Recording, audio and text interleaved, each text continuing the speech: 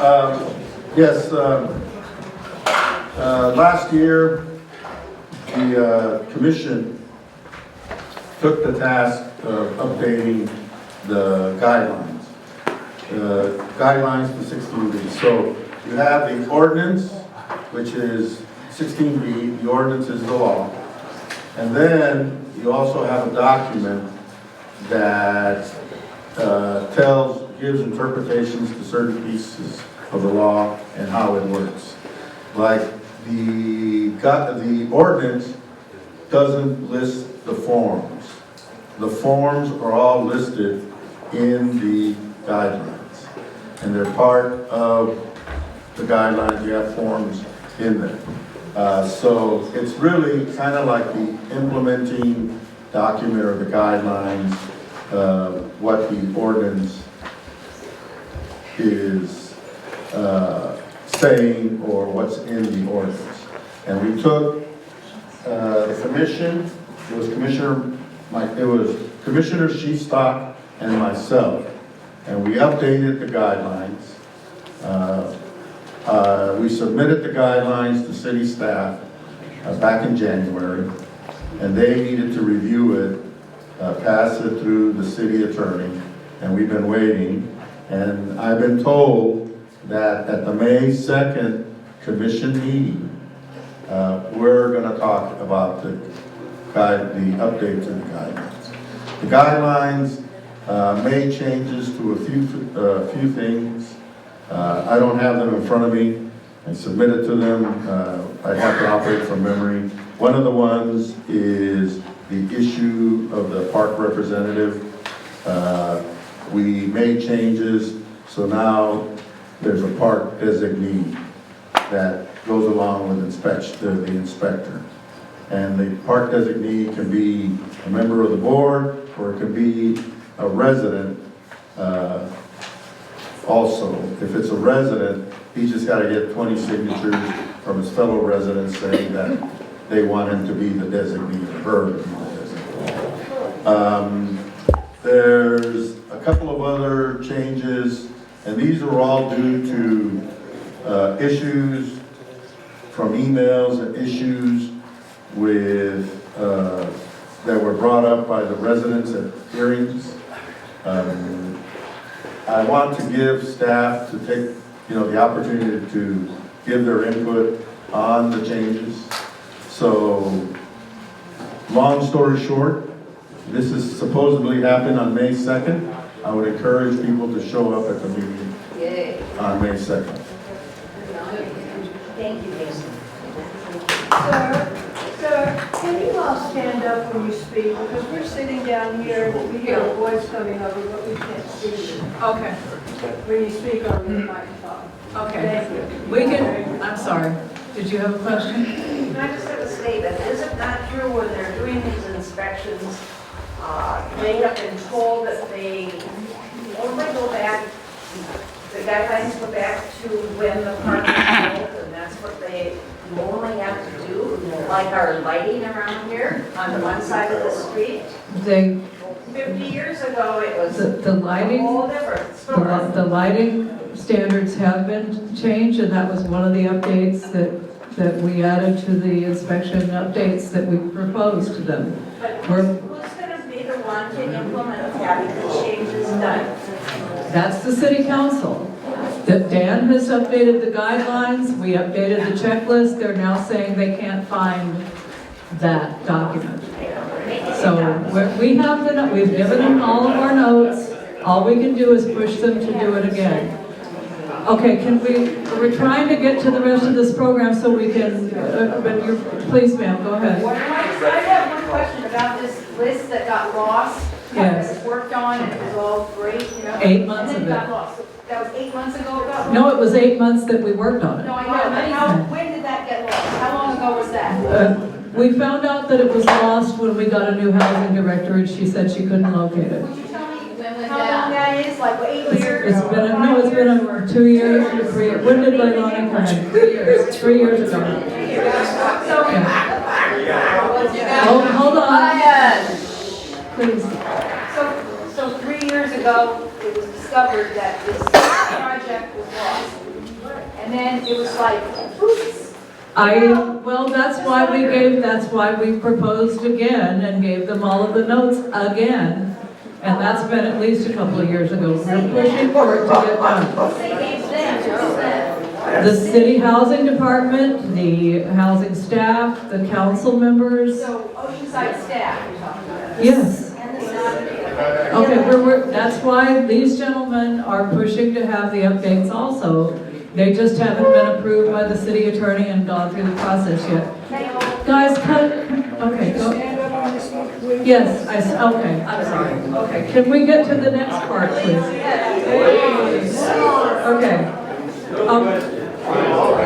Can we hold I know this is going to be a little bit, dramatic. Can we just get to let me get through it, and then we can ask questions of the gentleman here and of myself. But we're here for a reason, and one of the reasons is that part of what we do, I am a lifelong legal assistant. I've worked for some of the most prominent law firms in the country, and including the head of legal affairs at 20th Century Fox. So I've been working now for over 15 years, volunteering my time with local attorneys who specialize in mobile home law in this area. They have worked with us to help us keep costs down for our homeowners when they need legal help. They've created form letters that we can email the attorney and he can say, send the same letter we sent in this case, but add this and take that out. And then he can okay it and the homeowner can send it themselves and it didn't cost them anything. But we're overburdened because this is happening not only just in Oceanside, these things are happening statewide and nationwide. So the attorneys are up to here in trying to get to all of these issues, and we are doing everything we can to get the right resources to solve the right problems as fast as we can get them to you. So, and with that said, let me just quickly introduce the other members of MAC that are here, because they're here for a reason. Vicki Tillman is president of the West Winds HOA. She's our secretary-treasurer for MAC. Vicky's Park has problems that they've been to fair housing, they've been to the city, they've been to all sorts of things. And we just had another meeting at their park and had to have the police there. So believe me, you are not the only park in trouble or that's having problems. Bob Lannon is going to speak tonight about the fact that he's the HOA president of Cavalier, and in 2008, 2009, they were faced with a proposed conversion of their park, which is what is being said now, that is a potential thing that your park owner may be wanting to do. So we're here to get out ahead of that, to give you the laws on those things, and to have you talk to people who have been through this process. Chris Knudsen is here. Trico is up for sale. Chris was appointed, they created a separate board to try to raise money through a group of nonprofit lenders to attempt to buy the park. And within, 30 days or so, I would say, they were successful in raising the funds through the nonprofit lenders and placing a bid on their park, which has not been accepted or refused. They're just sitting on the bids right now. But Chris can provide information about those kinds of resources that might be available should you need them in the future. So bear with us, this is important, and we really need to make sure everybody gets the memo. So if you got the flyers that were on the back table, there's one that is the California Government Code. It says at the top, Title VII subdivisions, planning and land use. Basically, this is a law in the government code that pertains to what happens if a park owner wants to subdivide their park into individual lots and sell them off. First of all, your park owners know your finances because you provided them when you bought your home. They know how much money everybody's got because they had to approve your finances for you to move in here. So one of the reasons that these are called sham conversions is because they're proposing a sort of a conversion, but they already know you can't afford to buy the lot. The lots at Cavalier in 2008 or 2009 would have been over $250,000 apiece, plus property taxes. So the problem with that is, what the government code section says, and you'll see this in here, that if you cannot or do not want to buy your lot, that makes you a, quote, non-participant in the conversion plan. So non-participants are divided into two groups, the very low income and the people that are everybody else that live in the park. The very low income people who are non-participants and are not buying their condo lots they have their rents raised over a period of 4 years to market rate. Everybody else has their rents raised to market rate immediately upon approval of the conversion. At some point, early in the process, there is a survey that is circulated in the park by the park owners. One thing I've learned in the last few days from our attorneys is that the homeowners have the right to negotiate the language of that survey, because a lot of times in these parks, they're intentionally misleading. People at Cavalier thought they were just agreeing to ask for more information, not agreeing to actually do it. And they checked the yes box instead of the no box, and that was a problem.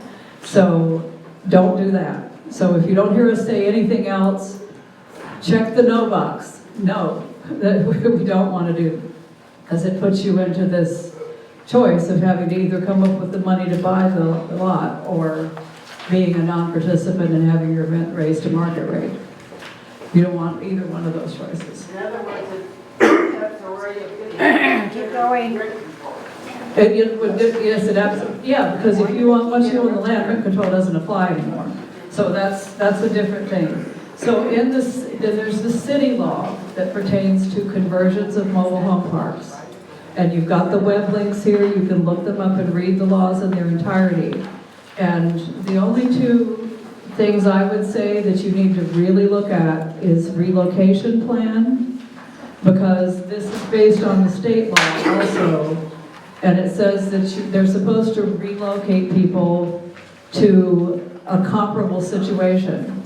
Well, we all know, tell me where else there's rent control housing out there right now. Anywhere within a 250-mile radius, which is what this says. So you need to know this, you need to understand it and what you're facing so that you can ask informed questions. We will do everything we can to get answers from the city, to get answers from the attorneys that specialize in mobile home law, so that you know what your rights are and how to respond to these questionnaires. One second, let me just get through this stuff. So I did call two of our biggest law firms yesterday to talk to them and make sure that I had the two correct laws that pertain to this and that we were asking the right questions, and they both assured us that yes, it's exactly what you should be telling people, is that they have options and that they should understand this and know their rights before they proceed with anything. So this way you're out ahead of it. If they come at you and say, we're going to propose this in 30 days, then that would trigger the survey, and depending on how the survey comes out, that could go to the planning department, and then the planning department approves it, and then the city would have no reason to deny it if everybody checks, yeah, that's a great idea, let's do this. So we're here to try to be informative and help you and answer any questions you can have. And if you have a question we don't know the answer to, we have a whole bunch of people at the city, state, and legal level that we can ask.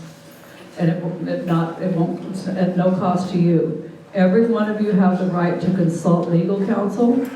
Every one of you have the right to, one of the things the law says is that you would form a separate homeowners group that would be formed for the purpose of purchasing and running the park. And for that, that's what Mr. Knudsen just had to do at Trico. So I'm going to let him speak to that just a little bit, and then I'm going to give this to Bob Lannon, who's already been through this, and he can explain to you what happened at Cavalier. Sorry. That was a lot. I'm sorry.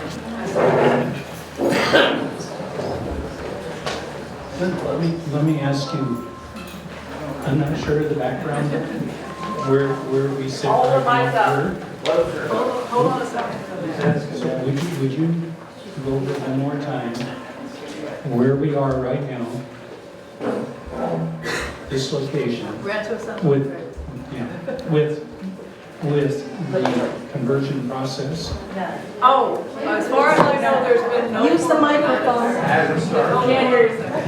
Did any of you get an actual notice that there was? No! Okay, because Don't scare people. You're scaring the hell out of everyone here. there is a the HAC put out a notice saying they had been approached by a representative of the park owner. That was not anything to do with the conversion whatsoever. That was an incidental meeting that he was here for a different purpose. That is not what the notice said that I was sent, and that's not what was sent to the city. That's what we put out so that we could keep our people informed and Who was- keep okay, them who was- somewhat on the calm side. Who was the representative? His name is Philip. He is the right-hand man of John Saunders. Well, then that's the park owner. Can we proceed with the theoretical here? What is a conversion? How does it work legally? You know, give us some tips because these are coming up. We have Bob Lannon here. He's trying to do. Can we just If proceed? your park owner has approached you to talk about the process of subdividing the park, that's a conversion. He has not approached anybody in the park except two people. 2 people's more than enough. That is not enough. That's It's a start, and keep your eyes open. Keep your eyes Then open. you can take that up with the park owner, because they're supposed to notify everybody either by mail or door to, you know what? It had nothing to Then do why with would, John Saunders. Nothing came from him. you just said the man worked for him. Yes, what? He's either representing his boss or he isn't. He suggested something, that's all he was doing, and we all said no. All we're trying to do is explain what the process is so you can understand what they're asking you. Stop obstructing. Stop. Let's just listen. We're here for information. If you wanted to, well, I'm not going to go there.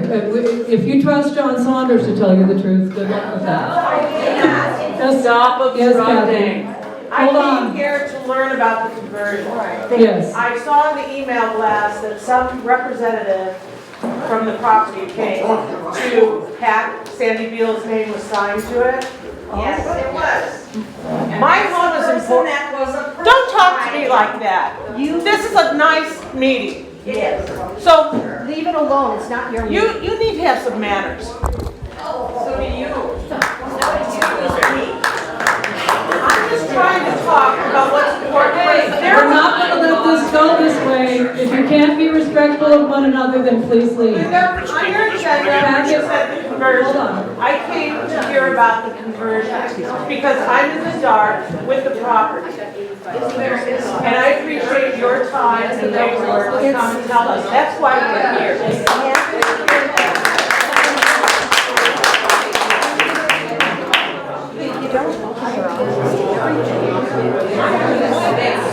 And we don't have to pay dues.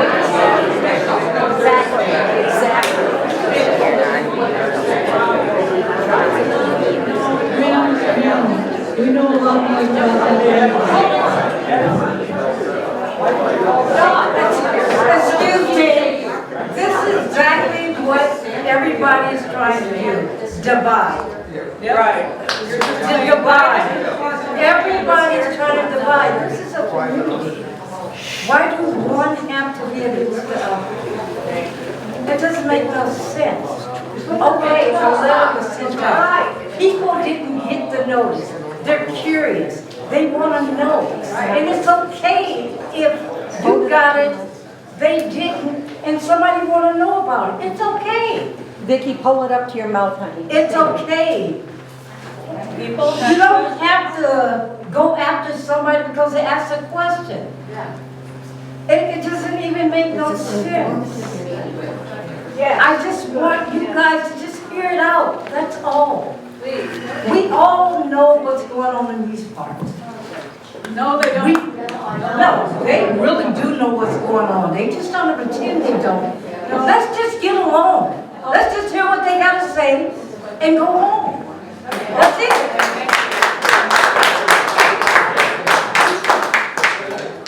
One second. The people who did not receive the notice didn't understand what was happening. They didn't know why they didn't receive it. They contacted the city, they contacted us, and they had questions. If we brought the answers they asked us, that's why we're here. This is not something that we're trying to scare everybody. People want to know, what's a conversion? What's a subdivision? What does it mean that they're asking about? That's all. If you don't want the information, then you don't have to be here. But let the other people hear it. Yes, sir. I spent this afternoon reading that mobile home law. And I don't understand the thing in it. I have a master's degree. So I would like to hear from somebody that's been through this. I would like to hear from the man from Trico who's gone through this and who's sacrificing, volunteering his time to come and talk to us. Thank you. He's not talking about conversions. Bob's gonna do He's asking conversion. him to speak. He's talking about Okay. owner-owned park. Oh. No, hold on. Yeah, just so everybody knows. Okay. Yeah. I know because he's confused. You're not We're ready. talking about Okay. And I'm trying to think of what the exact timing was. Probably about 8 months ago now or something. Yeah, you got it. And we got a notice. Excuse me, can you hold the microphone up? I will. Thank you. I'll try. Keep reminding me, if you will. Okay. We got a notice that the park was up for sale.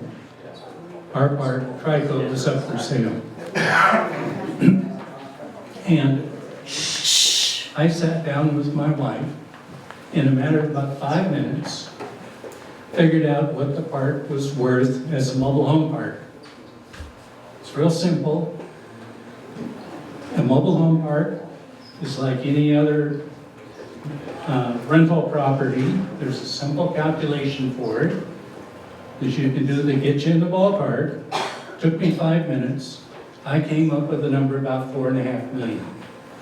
That's the assessed value That's, on the assessment. and that is assessed value, but based on the rents and the fact that we're under rent control, that's all that a lender would loan against the park was $4.5 million. Okay? Now, we understood that the owners had offers of $10.5, $11 million. And my simple brain says, why would they pay that much for it if it's going to be a mobile home park under rent control? Okay, 2 choices. One is it's not going to be under rent control for much longer, or God knows how long, 5 years, whatever. Or number 2, they're going to scrape the place. It's going to be dirt. That dirt is worth maybe $12, $15 million over there. The dirt is, not the mobile home park. High density, high They're, you know, I've looked at some high density housing around here, and that's what I envision Trico's going to look like, 5 years, 7 years, something like that. So I volunteered my time to try and help the residents buy the park. And you talk about an uphill climb. I'm trying to buy a park for $11 million, It's worth four. it's worth four and a half million. Okay. And I actually raised 7 million, got a commitment for 7 million for part of it. And I was close to having the rest of it secured. Now, we would have had to raise the rents over there, but we would have owned the park, and it would forever be a park. Okay? And our property values would go up immediately, because it's a resident-owned park. And Linda brought this, we chose Rock USA, they're a nonprofit organization, and they go out and raise money. They work tirelessly with us, trying to help us. National nonprofit. Yeah, they've got about 350 successful conversions at this point.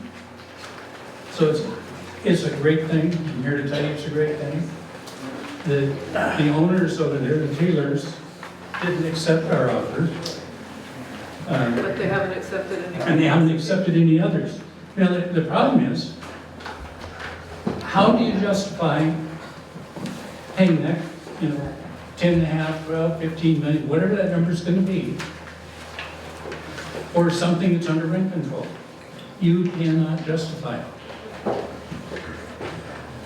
So they did have an offer, I'm told, they had a number of offers, but Mr. Brown told me that his was 11.4.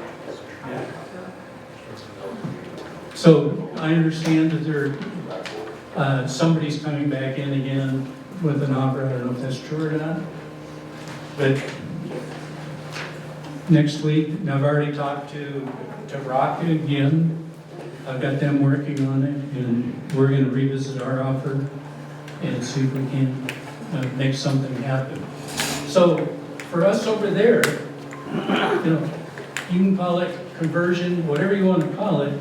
It wasn't good for us.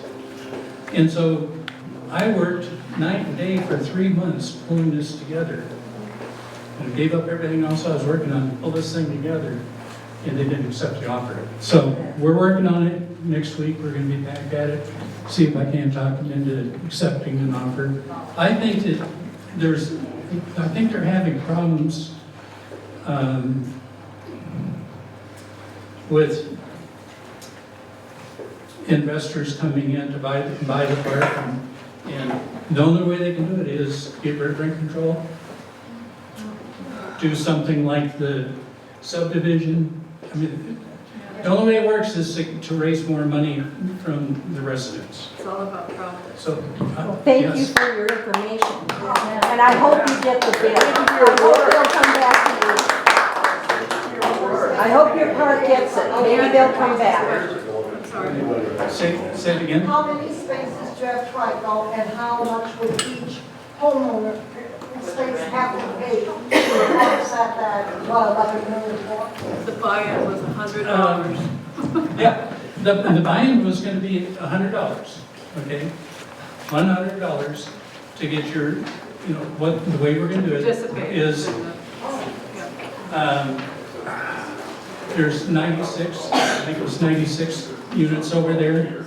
Okay, I've watched different numbers go back and forth. The owners over there have park-owned spaces. They're sort of a different animal, but 96. And we were going to raise the rents about, I think it was $400 a month to make that happen. Instead of paying all of it, Right. Yes. to buy it out. Yes. All of Okay, it. and then, and I was working all kinds of different angles. And if you all are interested, or anybody's interested, I'll be glad to sit down and talk about different brainstorming things I would. We're trying to, we're still working on it. Hold on. One of the things that one of the things that we were all working on with Trico and the lenders, it's very important to know the difference between a nonprofit lender and a for-profit broker or lender who's trying to work on commission. they'll loan you $50 million because they're getting a piece of it. So don't do that. But they had a proposal that they were considering trying to work something about. Their park-owned rentals are owned by a separate LLC that the park owners set up to own just the rentals. So they were trying to work some kind of a negotiated deal that maybe through the nonprofit, they could keep the rentals and use that somehow as income to help offset the people who couldn't afford the rent increases and maintain the park, to use that as ongoing income. But it hasn't gone that far yet because they didn't accept anybody's offer yet. So we will keep everybody informed. I have made a list. You talked about the two groups. Yes, the non-participants and the participants. Yeah. Yeah. Okay. So for the residents over Trico that absolutely couldn't afford it, I'd put together a plan on, there are 13 park-owned homes. We were going to buy them separately in a nonprofit, and those are market rate. This lady can't hear you. They are, thank you, sorry about that. They are rented at market rate. And so those 13 homes would have helped the residents that we had we had identified as needing help.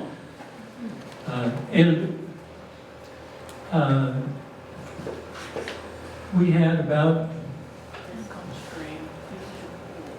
I'm just thinking of the last meeting we had, we took a vote. And I think there's one person that didn't want to vote for going forward with it. One out of about 90 people or something that were there. Okay. Everybody was behind it. They knew we had charts on the wall on what it was going to cost, what the rents were, and rent increases were going to be. We actually voted on it. I had a table of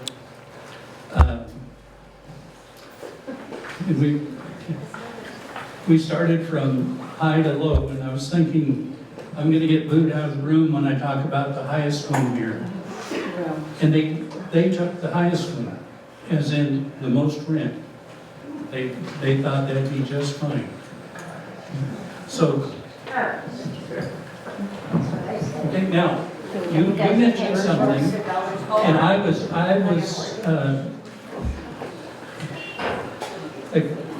accused of fear-mongering in the worst way. I had people hating on me like you would not believe. We had factions where they were talking about untruths. I mean, stuff, I tell them, call me. I'm the one that's working on the numbers. And they talk amongst themselves and pass on the bad stuff. Okay, so it's an interesting thing to try and sell those. I have a question for you.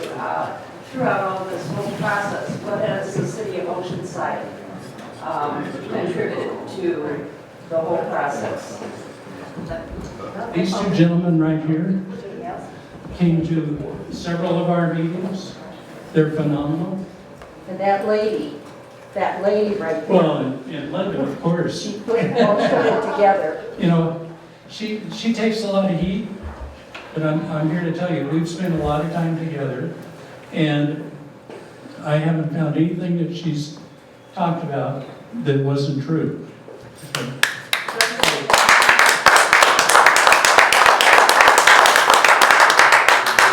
the city have a commitment having to have a certain amount of low rent?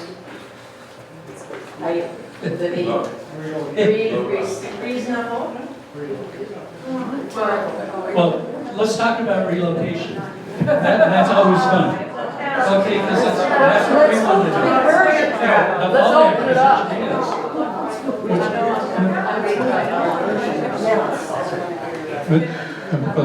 People want to hear conversion. Can we hold our, we need to talk about conversion specifically for a second, and that's going to be Bob Lanham. But one of the things I'm hearing is that maybe there's a gap in information a little bit about what's happening around you that you're not aware of and that may affect how the value of your homes and what's happening in this whole general area. Saunders bought this park. This park was assessed at $18.5 million. He offered the Richter family $33 for it and bought their other park in Anaheim at the same time. The other park down the street, Laguna Vista, the equity investors who bought that paid $37 million for it.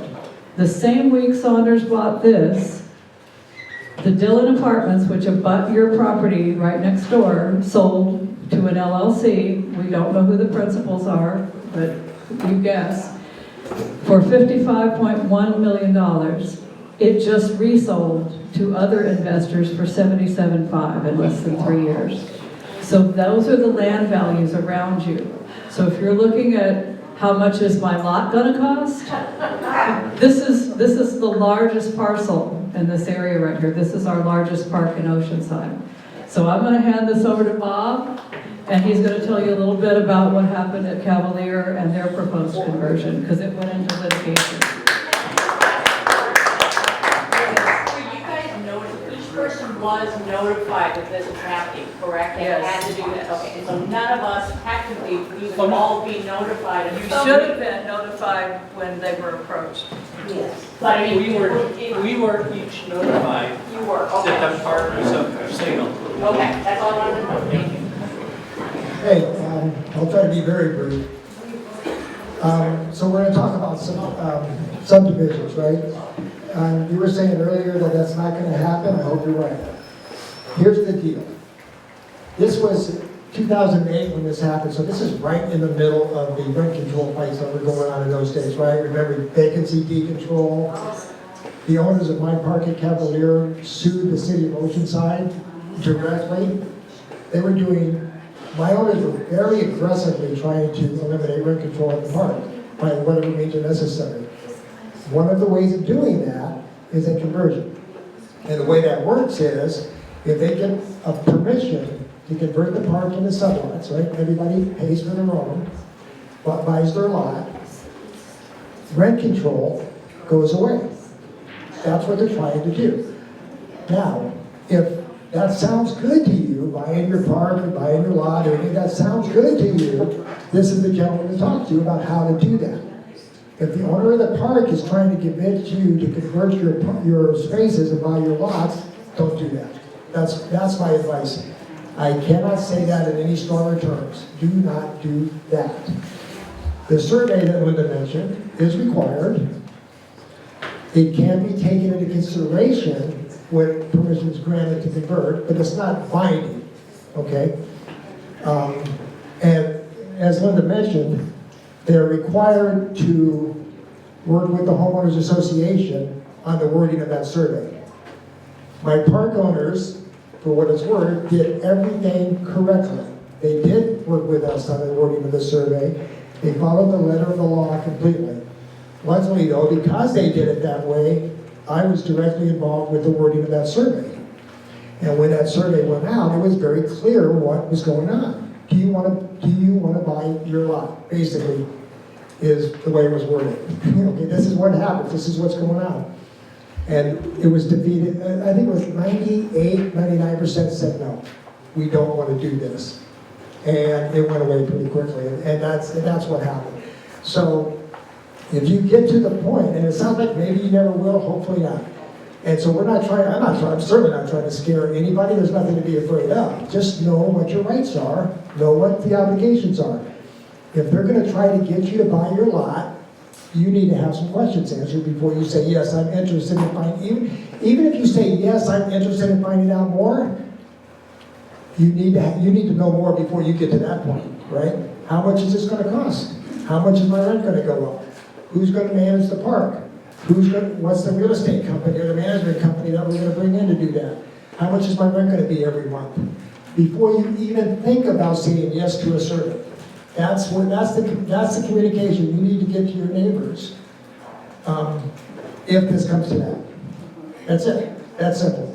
What happens if you're, if they're doing a conversion conversion and your mobile home has a mortgage lender on it, would you basically end up having like two mortgages, one to pay off? Yes, correct, 100%, yes. Yeah, but wouldn't your mortgage company be looking for approval on that also, because they're the ones who own the money for the whole loan? Probably, yeah. Yeah, what's gonna happen is you're gonna be paying for the lot plus the home at the same time, Plus interest, plus the property tax. plus rent. Plus whatever homeowner's fees, I guess it would be, right? Because you gotta pay a homeowner's fee also on top of what you're paying for the lot, on top of what you're paying for your home. And see, a question we couldn't get to, we asked a million times, how much are you gonna charge us for the lots? They never answered that. How much is the rent gonna be? They never answered any of that before they sent the survey out, because they weren't really trying to work with us to do this. They were just trying to get rid of rent Setting you control. up to lose rent control. Yeah, you kind of answered the question. It's going to be more directed to that gentleman over there. Yeah, you buy the property and you own the property, but who's going to maintain the place? Who's going to pay HOA fees and all the other hidden costs that come along that we do not know about? Correct, that's exactly what we're saying. Yeah. Right. That's what Brock works with them to do. That's Yeah, why but he they didn't had say what the, it cost. He didn't give us that. He That's just said, well, your value is going to go up $400 Each a park month. is gonna they be had to different. go over all those numbers. That was part of the negotiation. Yeah, if you think about it, $400 a month, right, is what you guys were gonna go up with. That's with a nonprofit organization that they found. That's not the for-profit organization that the guys at Capitol Hill were gonna use, for sure. Well, they probably didn't Or know the that, but HOA anyway. fees, or the maintenance fees, or anything else. Correct. Costs, or whatever else it takes to maintain the place. So there was a comment made earlier about if you're approached and they ask you, are you interested in this, or do you want to do this, and there's a don't check the box, because once you check the box, then they can say, oh, you want to, and then, because I'm trying to understand. It's one thing when you go through this, you make all these arrangements with a nonprofit organization, everybody wants to buy the whole park. That's one thing. But if you're talking about one individual, me, I don't know anybody, I woke up one morning, I walked out, to water my flowers, somebody comes over and they hand me a thing and say, oh, would you like to buy your park, your lot? And then I go, oh, gee, sure, okay, let me find out about that. And I check Can it I tell off. you what we did And on then that? I'm trying to understand, because if we have, I'm just trying to understand, it sounded like it's a trap, and once one person does it, then we're all screwed. Is that? No, that's not true. That's not true. You only say yes, that's what I'm saying. Well, he kept saying, No, that's not say true. no, just That's say not no. Hey, listen. On the survey, we had 2% or 1% of people responded yes, but that doesn't mean they get to do the conversion. That only happens once they start the conversion and get permission to do the conversion. So what you're talking about isn't gonna happen.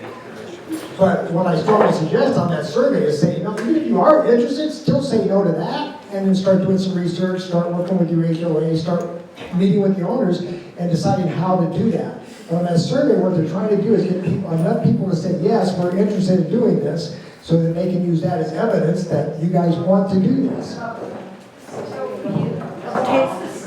up, Wendy, and Oh, no, it failed and it didn't happen. They lost, yeah. So we're exactly where we were in the beginning. Bob, The same guy. The The same company. Bob, Well, if he could try to do it again, but that was it. I don't think that's gonna happen. There's no reason to. Bob, I have a question about the two guys from the city. What is the status of rent control in this whole area? Are we going to get cut off at the knees by the city a year from now? Or are we going to have rent control for another 10 years? No. Because we're building a lot of. It was So 16B is a city ordinance. It would take a special a election. special election to change it. I can tell you, there's nobody on city council today we can't just make it go away. But you got a couple of Saunders out there who are ready to buy the place out. They could buy the whole freaking city, I'd rather than this one. But, and we're stuck. So we have to make a decision. Do we wanna- There's a process to them buying, to buy in a park, obviously they can buy parks. But to convert them or to change rent control, rent control, it's all laid out in the ordinance, everything, it's not, they can't just wake up one morning and go, we want to end rent control. That can't happen. Okay, but that's what people are trying to tell you, is that an owner of a park, and I said this at Trico, when I went to their meeting, I said, think about what the guy that bought this park is looking at this land. What does it look like to them? High rise. Wendy, go ahead. Thank you. My name's Wendy, and I'd like my friend Andy to ask you a That's the question. HOA president. My friend Andy. Yeah, at what point in this process of conversion is rent control cut? What is the factor that says this park no longer has rent control? At what time? Upon approval of the conversion, When the council approves? The people have to approve It it goes through first. Right. planning, then it goes for the council. right, it goes through the whole legal process of, So they can take that document that they signed, that they were interested in. well, I don't know the specifics, that It's just a interest survey. is not, That's all that is. Yeah, it's just a survey. Yeah, the survey is part of the process and can be taken into consideration by both the planning department and the city council when they can prove it. But rent control doesn't go away until it's approved by the conversion is approved by the city council. So can be useful in court then, such a document? Absolutely. Any document can be used in court, yeah. Any legal document. In answer to Oh, the I'm sorry, who's question, next? okay, in answer to the question about how long we'll have rent control, there's an election coming in November. Get active, find out about your city council people who are running, demand that they answer the question if they support rent control or not. If they don't support rent control, don't vote for him. Vote for the guy that's their opponent that will support rent control. Get rid of it. Period. Support rent control, 100%. You're 100% for rent control, and you do. This man is supporting us, our district. Yes, then vote for him. You all I do. Rick, he is our district too, and he supports, he has been one of the people that Because are it was here. decided by the For people, everything.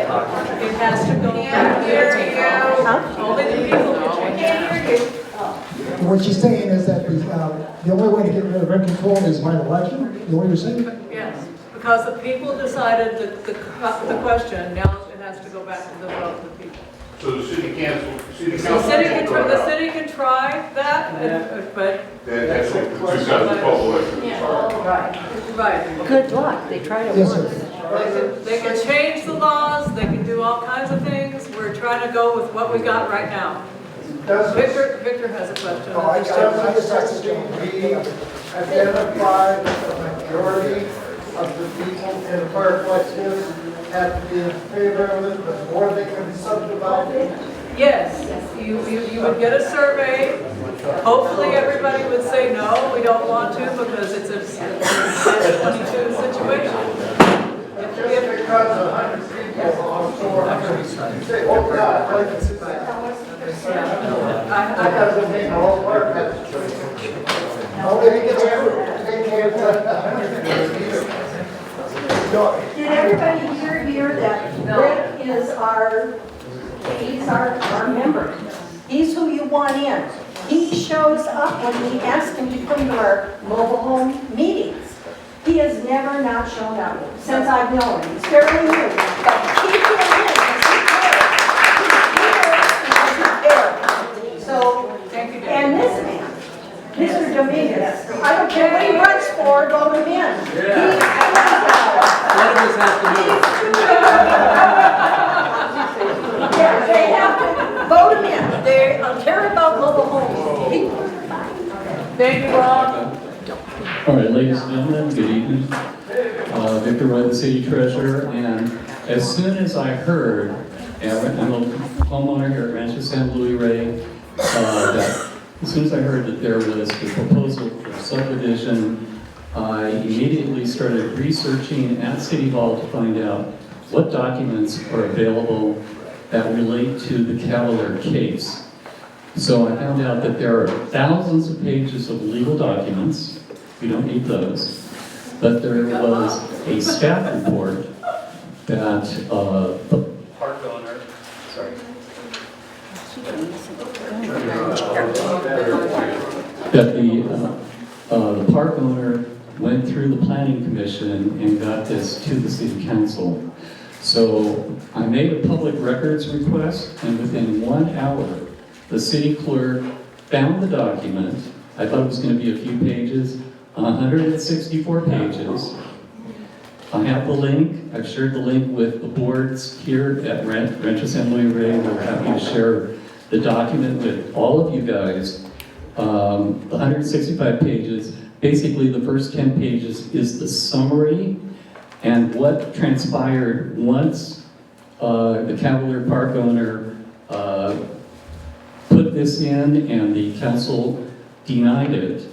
He filed 4 lawsuits, and the city fought on our behalf and paid around $1 million against the 4 lawsuits, and the city won that case.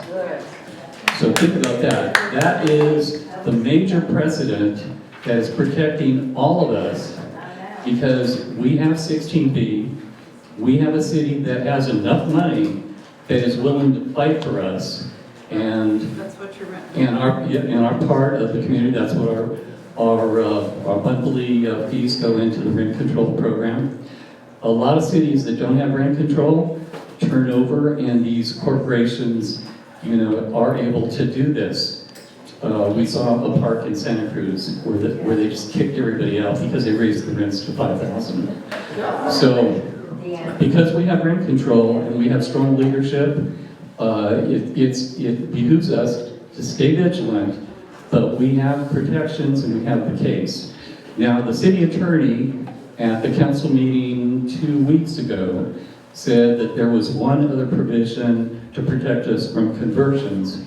That is the zoning ordinance, Article 34, 5 pages. We have it records and flyers. Right, and you can look that up on the city website. Go to the city website, put in zoning ordinance, and it's one of the first links. You click on it, and it will open up the index. Then you just click on 34, This one. and you can read.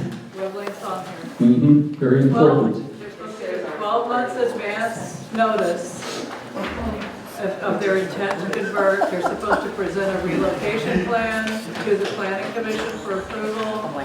But there's a clause in the back that I've argued with Mr. Mullen over many times, because it also says if the park owner claims it would be a, quote, financial hardship to relocate everybody, the council majority has the authority to reduce or eliminate that requirement.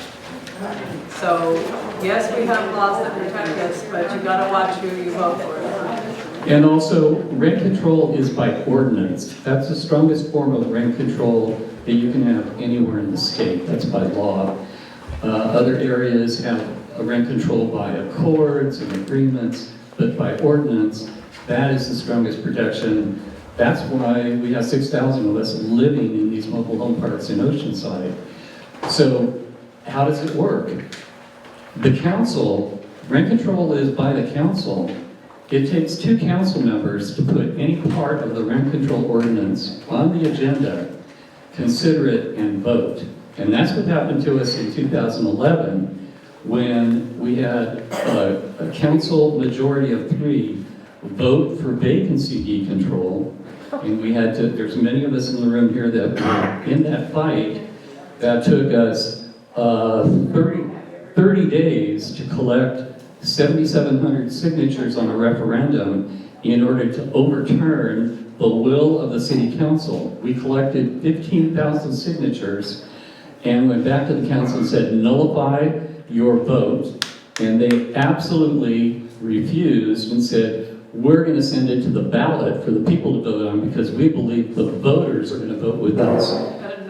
So then we had to move into 2012 and start a campaign February 1st, and we had that start right here in this clubhouse, and we ran 4 months. We raised $40,000. The park owners and their affiliates spent almost 700,000.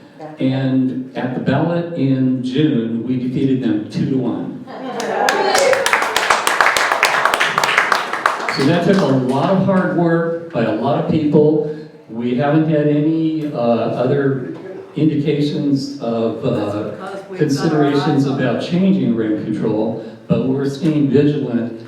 And now that I'm elected and working in City Hall, it's even giving us more presence. So, be assured that we're doing everything in our power to protect our rent control and maintain the status of our community. So, bless all these people here, the activists, our district representative, Rick Robinson, our manufactured homeowners,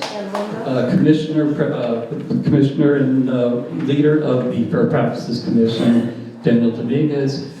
These are all important people that are guiding and helping us at this time. So I want to thank you. We do have the staff report. Anybody can have a copy of that.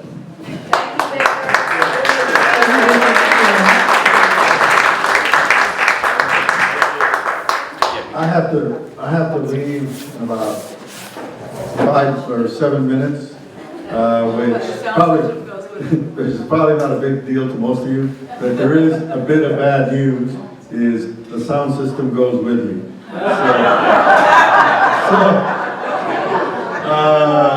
The meeting will have to revert to lung power. Just quickly, one side note about the Cavalier case, and they have multiple park owners that are a corporate entity, and they drag the city through multiple lawsuits, multiple appeals, and the same lawyer that's working for Saunders in some of the parks, L. Sue Lofton, is the one who pitched the conversion idea there. She's representing the park owners at El Camino 76, she's representing the park owners at Trico, and she's representing Saunders at Mission View West. So if she shows up in your park, just show her the gate. What's her name? Sue Lofton, she's an attorney that represents park owners. But one last thing, the case that we're talking about for Cavalier, the attorney who represented the park owners through all those trials and appeals against us, against the city, was a gentleman named Robert Coldren, who was at that time the senior partner of Hart, King and Coldren. And guess who Mr. Coldren works with now? John Saunders. He's one of his main partners, that's right, and so is Mike Cirillo. So together they make up Pacific Current Partners, which the Orange County Register calls the scariest people in California. So, yes, sir. Okay, real quick, first of all, thank you guys for showing up. You're welcome. But I wanted to point out that we've been to quite a few city council meetings, and we don't have any kind of participation like we have here. And I think right now it's good to see all these people here, but I think you guys are yelling at the wrong people. We got to show up to city council. There you go. Here's the thing. What was there, like 15 people there? 15 people. They lose, we lose. That's always been a problem, and it's the same with the fair practices hearings. The commissioners have told them, we're glad to see 60 of you, but there's 2,500 people in the parks, and we should see at least 600 of you, and we don't. So that's a problem. But also, one thing to keep in mind, the majority of the issues in the parks, about 90% of them are civil legal issues. It's between you and your park owner, and the city represents the city. They will defend the ordinance on those issues. They will defend the conversion ordinance on those issues. They will defend you on code issues. But they cannot get involved in a civil legal fight between you and your park owner on any level. So if you have questions about a problem like with management or something else, that's a civil legal issue, and we can refer you to people who can absolutely help you and have. Yes, ma'am. Also, maybe the lawyer that worked with the lawsuit with Cavalier. I can't hear you. Okay. the lawyer that worked on the lawsuit with Cavalier way back when may work for Saunders now. But also, I think it's really encouraging that the attorney that fought with those 4 lawsuits with Cavalier is still the city attorney Yes. of Oceanside. It's Yep. the same guy. Yep, and we And I sat take a through, we lot sat of through years encouragement. of those trials and Yes. watched John. And John Mullen often says, and when we're in meetings and stuff, he'll pat one of us on the shoulder and say, now you watched me defend you in the trials, I would do it again if I have to. So hopefully that's true. He's the same one. It depends on the council majority though, and you've got elections coming up, but it's only for districts 3 and 4. This guy's in here for a while, and Dan's in his position for a while, so those are not up for election. Wendy? I'm trying to remember, but who was the park owner that said that mobile home owners and parks are like customers of the That's the pancake same house, lawyer. only they're chained to the booth? Yes, that's the same one. Who was it that said that? Yes, he said we're like a chain of waffle houses where the customers are chained to the booths and we can't leave. That's what he said. Deal closed. Deal. Yes, sir. Is the city attorney an elected position? I don't believe, no, he's hired. No, he's hired by the city. Appointed by the city council. Okay. So what are the names of the city council people we should vote for? Right up there.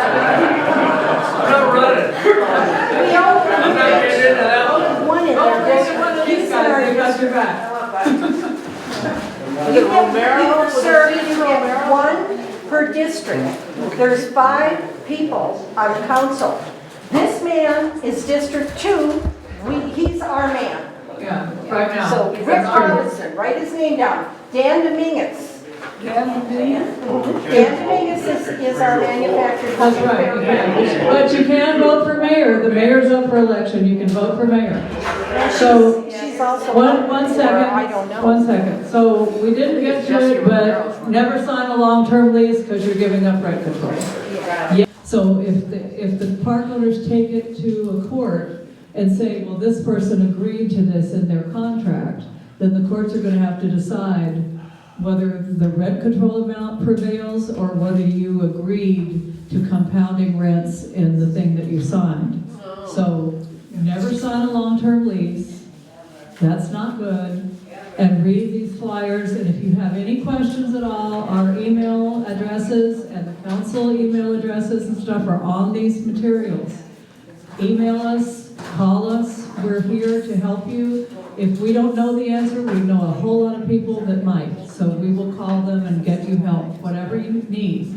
We don't know everything, but by golly, we've been doing this a long time, and we know a lot more than we did when we started. Just a quick question. It seems like park owners have a lot of incentive to go through all these machinations to get out of the protections of 16B because the rest of the city is not protected. Councilmember Artis, is there any conversation about making citywide rent control, which would take all the pressure off the mobile home park? Yeah, there have been some laws at the state level that would apply overall. No, I'm asking about the council's discussion about capping rent increases. There's no, that hasn't come up, at least in my tenure, my 2 years, that has not been a topic.